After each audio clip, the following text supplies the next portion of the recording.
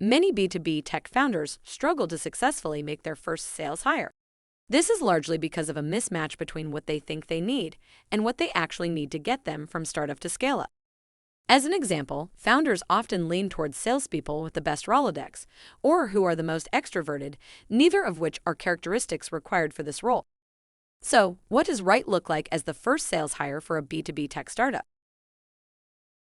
It starts with understanding what the role of this hire is. It is not to maximize revenue by closing deals that are a poor fit for the business.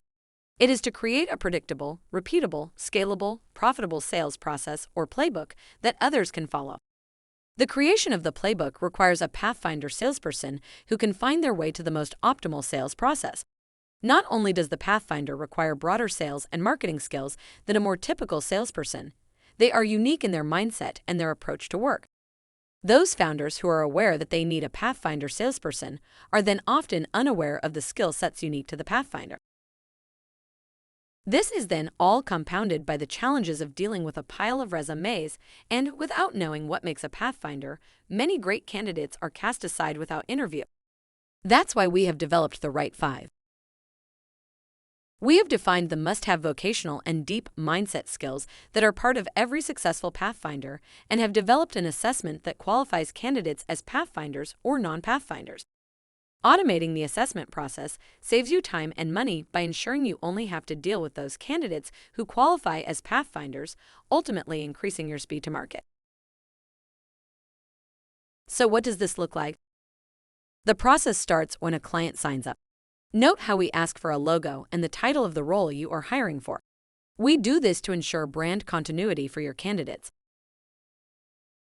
Once you sign up, you will receive a unique assessment URL for your candidates that you can share in your job posting. The candidate sign-up page then carries your brand. Note that every field is mandatory, including the requirement to upload a resume. The assessment itself comprises 13 sections covering the skills that define a Pathfinder, with each employing a range of question types to ultimately determine if a candidate is a Pathfinder or not. As soon as a candidate completes the assessment, their results appear in that client's private dashboard area. Here you can see candidates classified as Pathfinders and non-Pathfinders. The Right 5 simply being the 5 highest scoring Pathfinder candidates. It's important to note that any of the Pathfinders can do the job, and it shouldn't just be overall score that determines who you interview. More on that in a moment. First of all, let's talk about scoring and rules generally. I mentioned earlier that there are some must-pass components to the assessment, meaning that there are skills and characteristics that a candidate must have in order to be classified as a Pathfinder.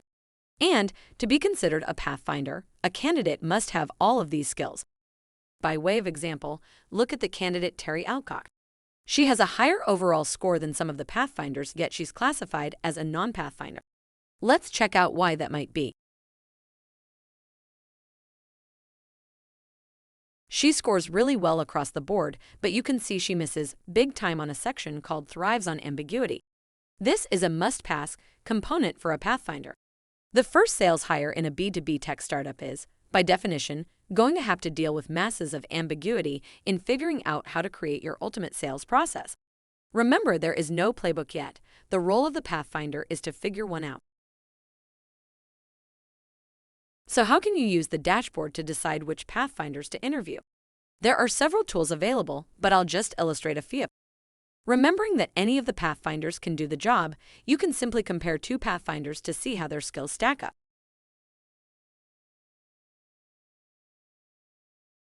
That's interesting. Diane seems stronger across the board, but her digital marketing skills are particularly weak. But what if her weakness happens to be in an area where you already have strengths within the business? Dovetailing existing skills with those of a Pathfinder might enable you to interview her based on her much broader strengths and not exclude her based on this one weakness. This also illustrates that not every skill is must-pass. You also have the opportunity to review candidates' resumes.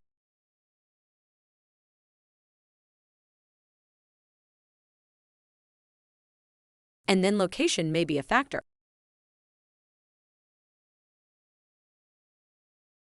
Simply favoring those Pathfinders geographically relevant to you might also help decide which of them to interview. So, To recap, this is a super efficient process to get you down from potentially hundreds of applications to the 5 or so Pathfinders to interview. But it's even better. We also know that people that are not hired today might be employees or customers of tomorrow. All too often, people that apply to an organization are ghosted, damaging a company's brand. All candidates who are classified as non-Pathfinders will automatically receive an email letting them know that you won't be proceeding with their application. Pathfinders are told that you will follow up with them directly. All you have to do is communicate with the Pathfinders. Let them know if you'll be interviewing them or not, and then communicate with interviewees as normal until you select the right one. We are the right 5. We help you get the right one.